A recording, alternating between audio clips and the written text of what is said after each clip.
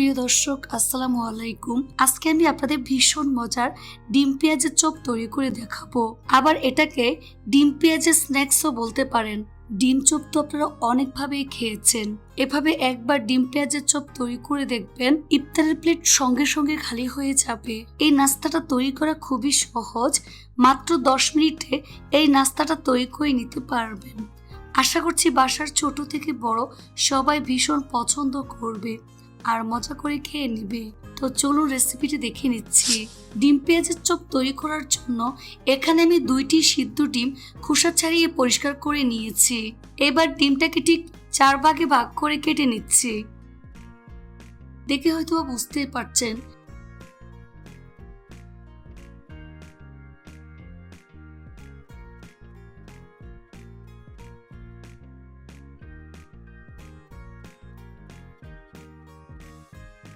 এখন এটাকে এক সাইডে নিয়ে নিচ্ছি। ডিম পাকোড়া তৈরি করার জন্য এখানে আমি 1 কাপ পরিমাণ পেঁয়াজ কুচি নিয়েছি। এবার পেঁয়াজের পাটগুলোকে আমি ছাড়িয়ে নিচ্ছি।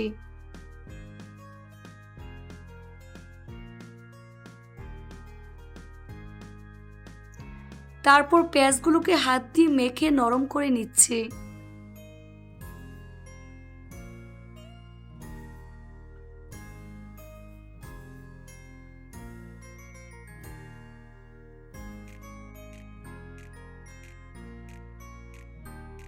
তো আমি পেঁয়াজটাকে মেখে নরম করে নিয়েছি।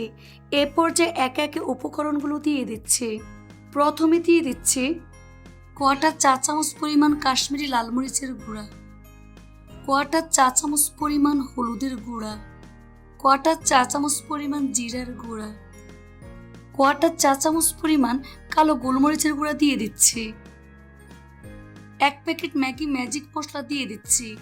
এই ম্যাজিক মশলা ব্যবহার করলে অন্য কোনো মশলার প্রয়োজন হবে না।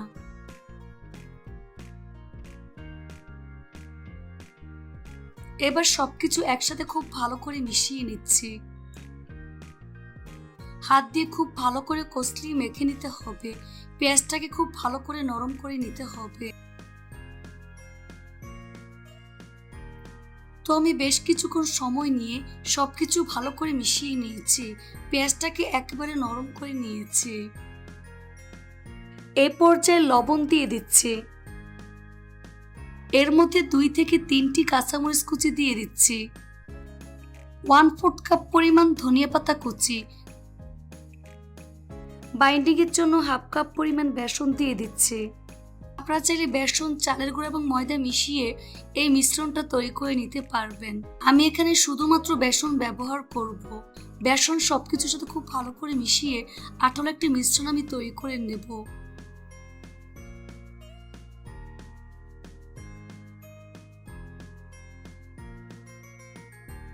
তো আমি আঠালো মিশ্রণ তৈরি করে নিয়েছি, দেখে হয়তো বুঝতেই পারছেন।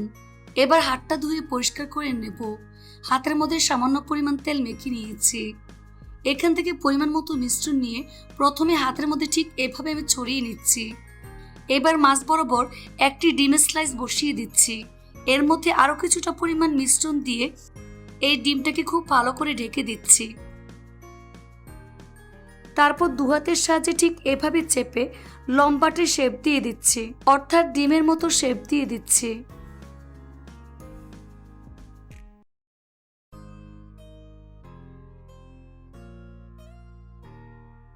এই তো একটি ডিমের নাস্তা আমি তৈরি করে নিয়েছি।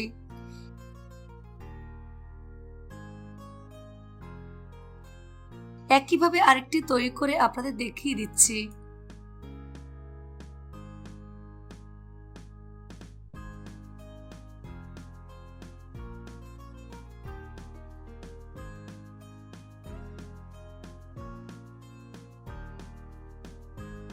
এভাবে সবগুলো নাস্তা তৈরি করে নিতে হবে। সবগুলো একইভাবে আমি তৈরি করে নিয়েছি। এবার নাস্তাগুলো ভাজতে চলে যাচ্ছি। এর জন্য চুলায় একটি ফ্রাই প্যান বসিয়ে পরিমাণ মতো সয়াবিন তেল দিয়ে তেলটাকে ভালো করে গরম করে নিয়েছি। এখন চুলার আঁচ মিডিয়ামে রেখে এর মধ্যে একে একে নাস্তাগুলো আমি দিয়ে দিচ্ছি। চুলার আঁচ মিডিয়ামে রেখে এই নাস্তাগুলোকে সময় নিয়ে ভাজতে হবে। এক পাশ ভাজা হয়ে আসলে উল্টে দিচ্ছি।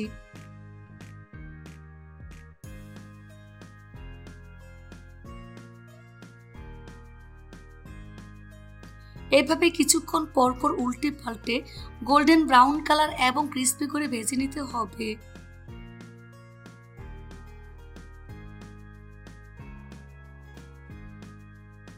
ভাজা হয়ে গিয়েছে, দেখুন খুব সুন্দর কালার চলে এসেছে। এখন চাটনি দিয়ে তেল ছেঁকে নাস্তার প্লেটে তুলে নিচ্ছি। তেল ভালো করে ঝরিয়ে নিতে হবে। তারপর পরিবেশন করে আপনাদের দেখিয়ে দিচ্ছি। দেখুন নাস্তাগুলো দেখতে মাশাআল্লাহ কতটা সুন্দর এবং কতটা লোভনীয় হয়েছে। এটা শুধু দেখতেই সুন্দর না, খেতে ভীষণ মজার হয়েছে।